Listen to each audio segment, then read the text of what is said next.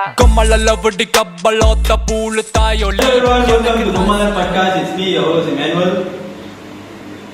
And the second host, Jaden.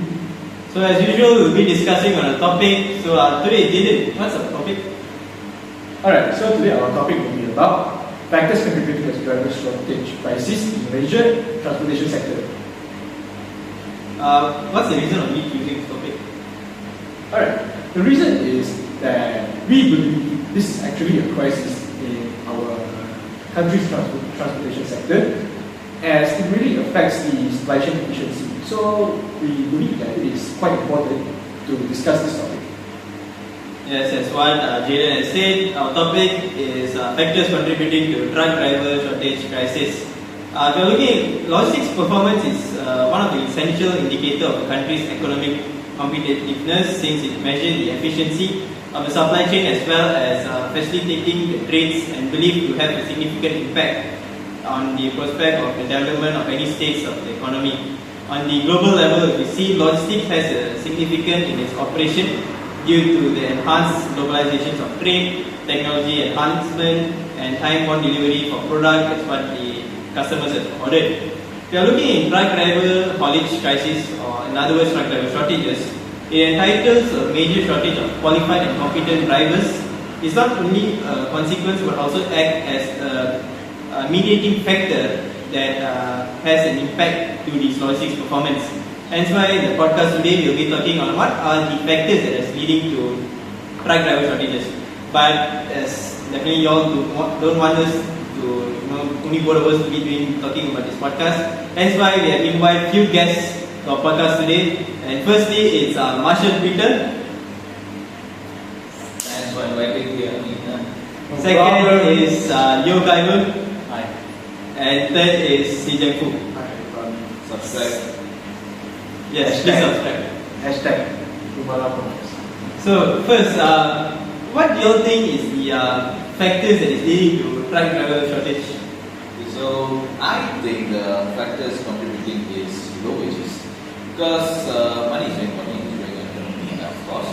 And so like truck drivers are being paid very less for the amount of effort that they are putting, because truck drivers put a lot of effort to bring the goods from point A to point B and from point B to point A back. So the amount of effort that they are putting, I feel that they don't get paid enough. Then this is a problem that grows on up in the later on, and everybody need to make their ends meet. They all have their own family and all. So truck drivers might feel like, why should they work putting a lot of effort in work like this and get paid less? So they might as well go and hop on another job, right? And also, like, to support this, I've read a newspaper like around January 2022 in this year 2024 by Lokesh Roy. He said like 40% of truck drivers left Port Klang, which is a major port, right, from Malaysia, left because of the working condition, and also a very major thing is low wages, because they get paid very less and they hop on to another job that gets paid very much. So this is, I feel like this is what contributes to it. Any other challenges or factors you guys want to add in? Yes, like what Marshall mentioned, right?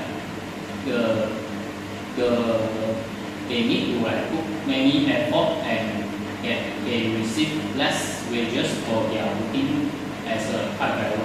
So it's caused the lack of the young men and the women to entering into the transportation sectors.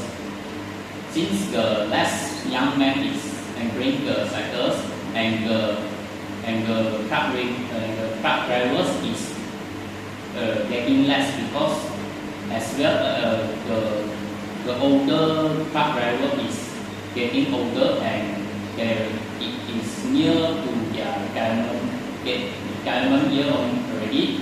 So once the old driver is retired, there will be a shortage of truck driver, and that's all from my part. One thing to add on is what I've read. A lot of aging truck drivers, they are forced to actually continue the job because of, as what you have said, no young drivers are willing to get in part in this industry. Hence why the aging truck drivers, who is already in the age for them to retire, the companies are forcing them to continue to work for their job because one of the reasons they don't have enough truck drivers. And this doesn't only impact the industry itself, but it also impacts the person who's driving, because aging truck drivers, I mean, they don't have the energy, their sense of maybe sight, hearing can be lost as their age extend.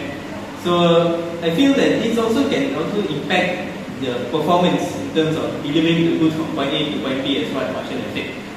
And anything else? To add on, the mean age for truck drivers is 50 to 65, right? And for women is 40 to 45 to 55. So I think if they will get abused, right, in this to make them to work longer. So this will abuse them and also like reduce their performance in truck driving, because when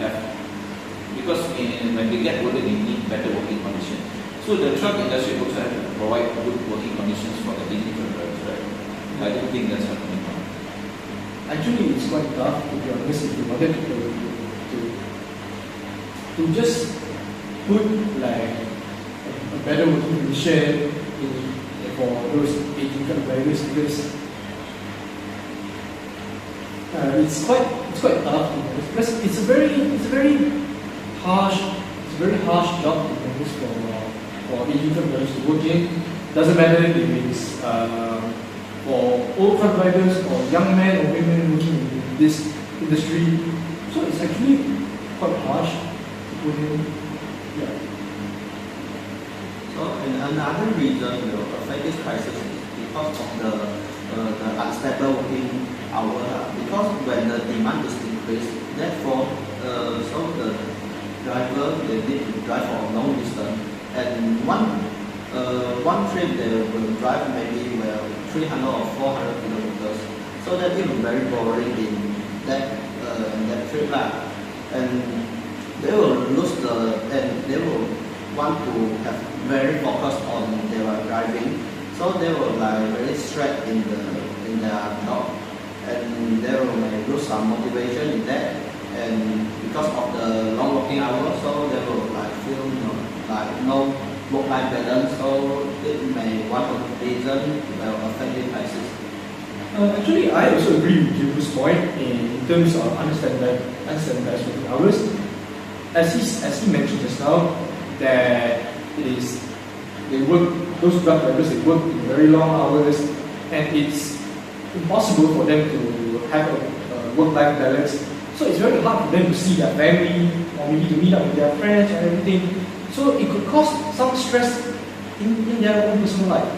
And also in terms of stress, since they are traveling a very long distance, long working hours, so it could cause stress, and eventually it leads to burnout. Therefore, it also affects the logistics performance. So decline their performance.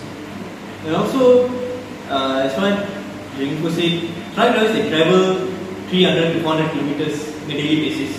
And most of them, they tend to avoid evening drive because of jams and all the peak areas. True. That's why they tend to travel at night. And also at night, I mean, everyone needs sleep. And truck drivers also tend to need sleep. They'll stop by in R&R, for instance. And this can also cause delays in delivery, because, I mean, they stop, they wouldn't know how long they'll be stopping, how long they need rest for them to sleep. Hence, if there is a window time for them to deliver those goods, but because of their rest, because of the sleep they need, it tends to extend, and it will then also affect the performance, because customers won't be getting their goods delivered on time. So that also adding on to what Chengfu has said. And do you have any points? Yeah, actually, I do have an additional point, which is the complexity to obtain a goods driving license. So what is a goods driving license? So goods driving license is actually a special license required for driving commercial vehicles to transport the goods, like maybe trucks or vans. So as related to our topic. So it really ensures that the drivers they are properly trained, meet the age requirement and health requirements, and therefore they have to pass like in terms of their theory and practical tests. But the problem is, in order for them to obtain this GDL license, so they have to go through a very rigid standards like health examination for the truck drivers, and in order for them to obtain that license, they must have a good and satisfactory health condition. But how can they have this kind of a very good health condition where they have to work for long hours, they are stressful, burnout and everything. So how does this happen? I don't understand. It doesn't make any sense. Don't you guys agree?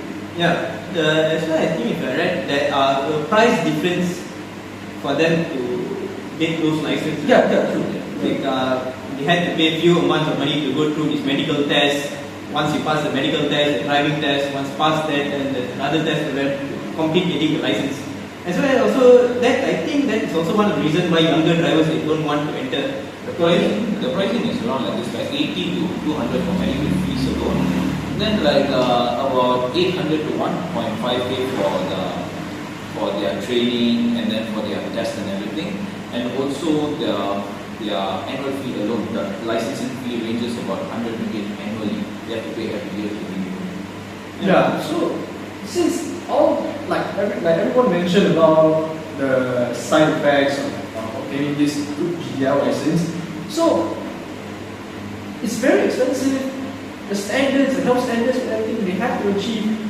So that is why we believe that driver shortage crisis is really happening in Malaysia, and it's very crucial if the government doesn't solve any of this problem and if they just let it be, then it will cause a crisis. Yeah, and I'm referring to all this issue. What do you all think is the recommendation that you all can give? What is the future trend, maybe in Malaysia, to avoid the truck driver shortage? Any future trends or any recommendation you guys have? Maybe in the future, the sector can use the automatic vehicle to deliver the product. And because this automatic vehicle, they can walk 24 hours and not without any rest. So it can increase the efficiency of the delivery and reduce the time and reduce the uses of the manpower.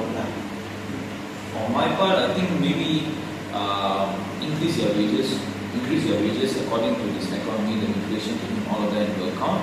Increase your wages and also provide them with better working conditions. Because with better working conditions, they would want to work better. The performance will not decline and all. And also maybe giving them incentives on the amount of effort they are doing. Because when they feel that the amount of effort that they put and they don't get paid enough, that is where low wages comes from. Alright. And I think green logistics has already become a trend in the future, because nowadays the carbon emission is become one of the factors that affecting the environmental. So I think it's better to integration the technologies and autonomous vehicle into each sectors, just like the autonomous vehicle, and it can like related to the technologies like GPS or like real-time tracking to make sure that the truck driver is getting minimizing the time for the traveler and delivering the products. Any other things to add, Madam? Adding on to what Zengfu has said about autonomous vehicles, right? I feel that even if companies tend to implement this autonomous vehicle, but it tends to take a lot of time. Especially in Malaysia, we are slowly moving into EV vehicles. But to straight away moving into an autonomous truck, it will definitely take a lot of time. There's a lot of testing need to go through. You need to make sure that the road conditions in Malaysia as well. But that is also it's a good recommendation for Malaysian government or Malaysian logistics sectors to think about it. And another thing I feel that is in terms of the policies that the companies have to consider, because truck drivers is a major asset for them. So they need to take care of their well-being, their working condition, to make sure that they feel comfortable and to work in this industry, as providing them a good wage, following all the policies of retirement age, and as well as reducing the process of getting those licenses in order for them to enter into this field. And that's what I think. What about you? Yeah, actually, I also agree with the point, because like government, they should offer maybe like subsidies, or maybe tax breaks, grants, or whatever it is, to encourage people, especially young men and women, to enter in this sector. Therefore, it could just like reduce the truck driver shortage in Malaysia. So yeah, that's what I mean. And also must make them feel like entering a truck driving job is not settling for something else. Yeah. So I think we had a really good discussion. Yep. So as what we have discussed, the factors that is leading, one of it can be a complexity to obtain loose GDL, low wages, aging truck drivers, and also unstandardized working hours. And yes, I think that's it. Thanks for coming to our show. Thanks for It's a pleasure for having you all. And if you all want to hear more about our podcast, please do subscribe, hit the bell button, and always get notified. That's all for me, and this is Gomala Podcast. Thank you. புரியுது அவளுக்கு பிடிக்கலன்னு நல்லா தெரியுது நான் உண்மைய காதல் செஞ்சனால இங்க மூவானாக தடுமாறுறேன்